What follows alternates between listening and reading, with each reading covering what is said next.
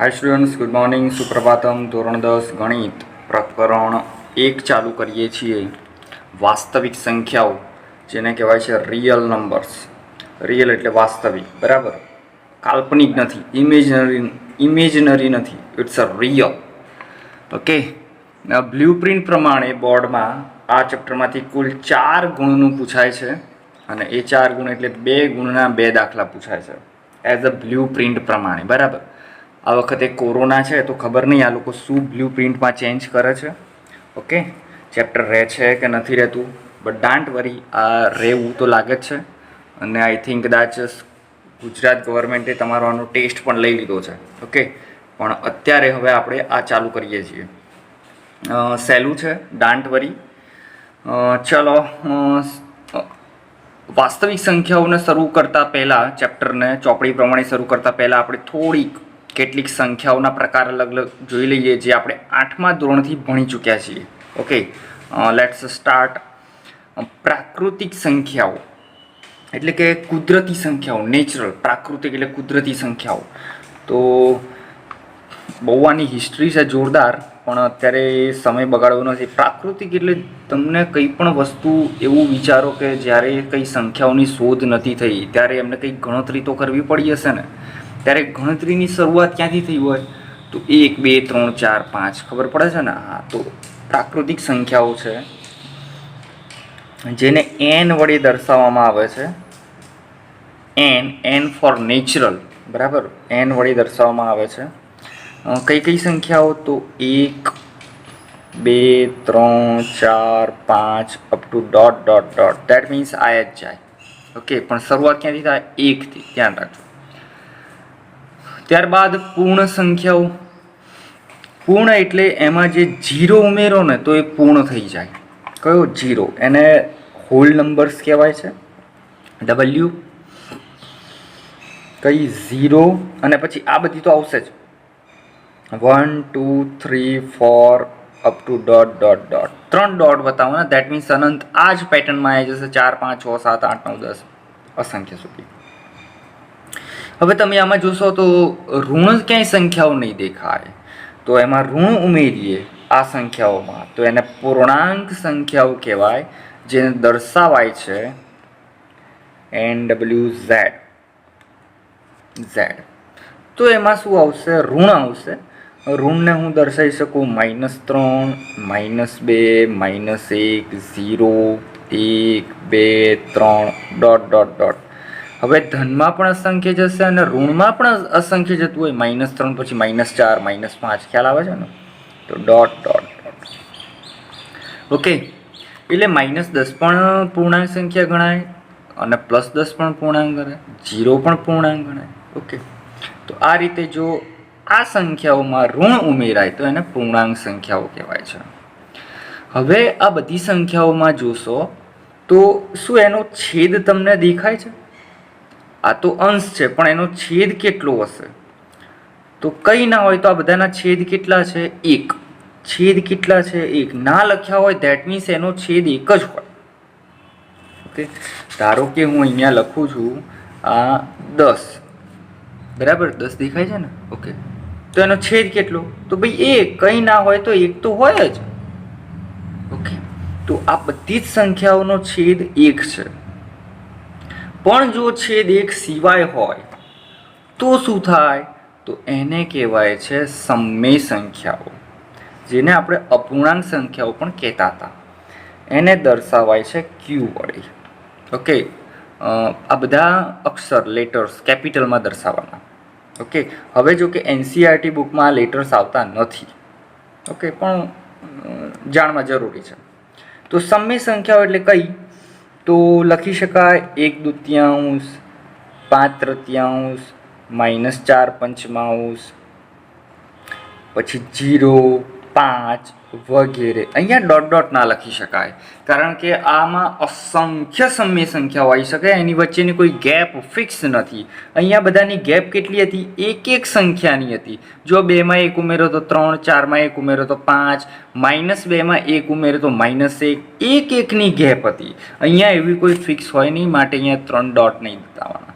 એટલે આ પણ સમય છે, આ પણ સમય છે, આ પણ સમય છે, 0 પણ સમય છે બીકોઝ ઓફ એનો છેદ કેટલો હોય 1. એટલે એવું જરૂર નથી 1 વાળો પણ હોય, 1 સિવાય પણ છેદ ગમે તે હોય તો એ સમય છે.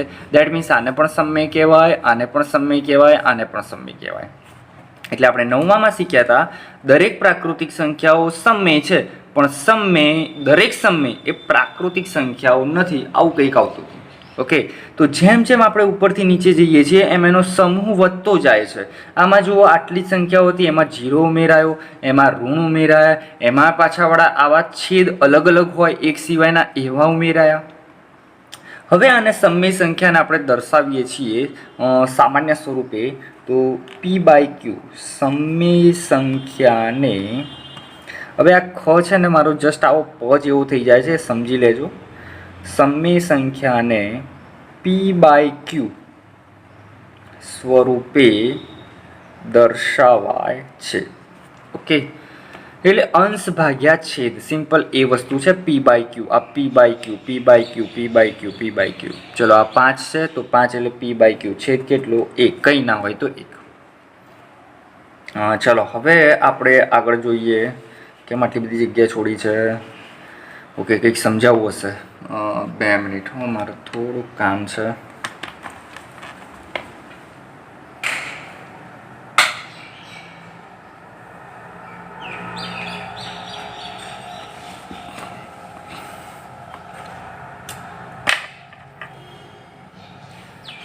ચલો હવે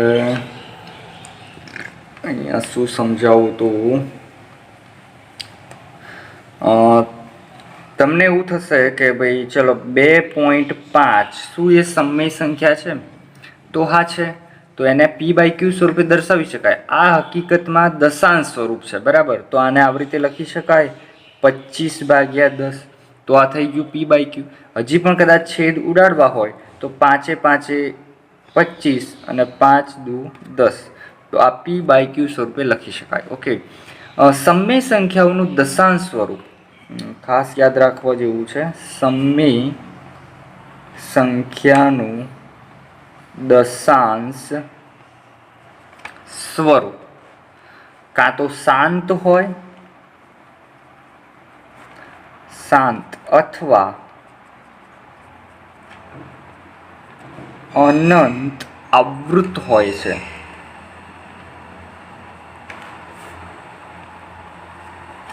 ઓકે, આ 2 વસ્તુઓ ખાસ ધ્યાન રાખવી. જે આપણે 9મા ધોરણમાં કંઈક આવું શીખ્યા હતા, જેમ કે આવી રકમ આપી હોય 5/3, તો 5નો 3 વડે ભાગાકાર કરતા હતા અને એનું જે ભાગફળ મળતા હતા, બરાબર. શેષ 0 આવે તો એ શાંત હોય, શેષ 0 ના આવતું હોય તો એ અનંત આવૃત થતું જતું હોય. ઓકે, તો આ છે સમય સંખ્યાઓ. હવે આગળ એક છે અસમય સંખ્યાઓ, જેને i વડે દર્શાવાય છે, ઇરરેશનલ નંબર્સ. Okay, i. તો અસમય સંખ્યાઓ એટલે શું? તો જે સમય સંખ્યા સમય સંખ્યા, ઓકે, તો જે સંખ્યાનું દશાંશ સ્વરૂપ, જે સંખ્યાનું દશાંશ સ્વરૂપ અનંત, મજા ના આવી, અનંત અનાવૃત હોય તો તે અસમય સંખ્યાઓ છે. ઓકે, કંઈક આવું આપણે શીખ્યા હતા, અનંત અને અનાવૃત. દેટ મીન્સ રિપીટ ના થતી હોય. કેવી? તો ઉદાહરણ તરીકે √2, √3, √5, √7. એટલે વર્ગમૂળમાં અવિભાજ્ય સંખ્યાઓ લખો તો એ અસમય સંખ્યાઓ થશે. બીજી એક હતી પાઈ વગેરે. ઓકે, અને આપણું જે ચેપ્ટર છે દેટ મીન્સ વાસ્તવિક સંખ્યાઓ. હવે અહીંયા તમે જોવા જેવું છે, તો સમય સંખ્યા અને અસમય સંખ્યાને કોઈ લેવા દેવા નથી. તમે અહીંયા એવું કહી શકો કે દરેક પૂર્ણાંક સંખ્યાઓ એ સમય સંખ્યા છે. ઓકે, એવું કહી શકો દરેક સમય સંખ્યાઓ એ પૂર્ણાંક સંખ્યા નથી. સમય સંખ્યાઓ, દરેક સમય સંખ્યા એ અસમય નથી અને દરેક અસમય પણ સમય નથી. કોઈ લેવા દેવા નથી. તો વાસ્તવિક સંખ્યા દેટ મીન્સ એમાં સમય સંખ્યાઓ પણ હોય અને અસમય સંખ્યાઓ, બધી સંખ્યાઓનો જો સમાવેશ થતો હોય તો એ છે વાસ્તવિક સંખ્યાઓ, જેને દર્શાવાય છે આર વડે, રિયલ નંબર્સ. ઓકે, તો ઉપરોક્ત તમામ સંખ્યાઓનો સમૂહ એ વાસ્તવિક સંખ્યાઓ છે. એટલે દરેક અસમય સંખ્યા પણ વાસ્તવિક છે, દરેક સમય પણ વાસ્તવિક છે, પૂર્ણાંક પણ વાસ્તવિક છે, પૂર્ણ બધું જ. ઓકે, તો આવી સંખ્યાઓનો કંઈક આપણને ખ્યાલ હોવો જોઈએ. બીજું કેટલુંક આપણને ખબર હોવી જોઈએ કે વિભાજ્ય સંખ્યાઓ, અવિભાજ્ય સંખ્યાઓ, વિશિષ્ટ સંખ્યા, યુગ્મ સંખ્યાઓ અને અયુગ્મ સંખ્યાઓ. કદાચ આ ટોપિક આપણે સંભાવનામાં લીધો હતો. થોડુંક સારી રીતે સમજી લઈએ વિભાજ્ય સંખ્યાઓ એટલે શું. તો વિભાજ્ય એટલે જે સંખ્યાઓના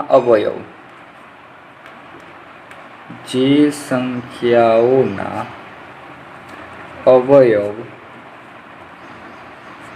બે કરતા વધુ હોય, બરાબર. એના જે અવયવ પાડો ને એની સંખ્યા કેટલી હોય? બે કરતા વધુ. બે કરતા વધુ એટલે નોટ નંબર અને બે, એમ જેમ કે 4 હોય, 4ના અવયવ 1 પણ છે, 2 પણ છે અને 4 પણ છે. કારણ કે 2 દુ 4, 4 એકા 4. ઓકે, એટલે આ સંખ્યા કેટલી થઈ? 1, 2 અને 3. દેટ મીન્સ 2 કરતાં વધારે હોય તો તે સંખ્યાઓ વિભાજ્ય સંખ્યાઓ છે. હવે પછી આ વ્યાખ્યામાં પડવું નથી.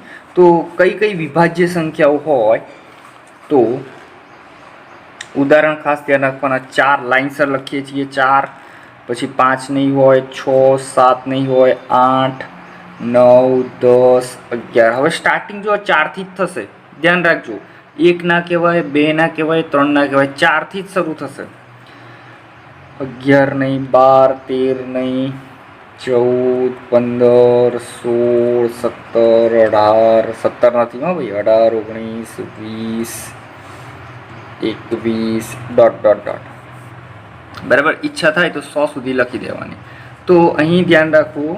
તો આ બધાના અવયવ કેટલા હશે? 2 કરતાં વધુ. ઓકે, અવિભાજ્ય સંખ્યાઓ એટલે માત્ર 2 જ અવયવ ધરાવે. કેટલા? ટૂંકમાં લખું છું, માત્ર 2 જ અવયવ ધરાવે. એક તો 1 હોય અને એક સંખ્યા પોતે. તો એમાં કઈ કઈ સંખ્યાઓ આવશે? તો 2. 1 નહીં આવે, કારણ કે 1 નો અવયવ પાડો તો 1 એકાએક એક જ અવયવ થાય છે, એટલે 1 નહીં આવે. તો કઈ થશે? 2, 3, 5, 7, પછી કઈ થશે? 7, 8, 9, 11, 13, 17, 19, 23, 29. એટલે અત્યાર સુધી તમે એવું સમજતા હતા કે ભાઈ જેના ભાગ ના પાડી શકાય. ઓકે, જેમ કે 23, તો 23ના 23 એકા 23, એના સિવાય કોઈ ભાગ પડે નહીં. 31,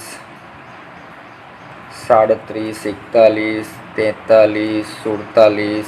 ઓકે, આટલા લખું છું, પછી ડોટ ડોટ ડોટ વગેરે.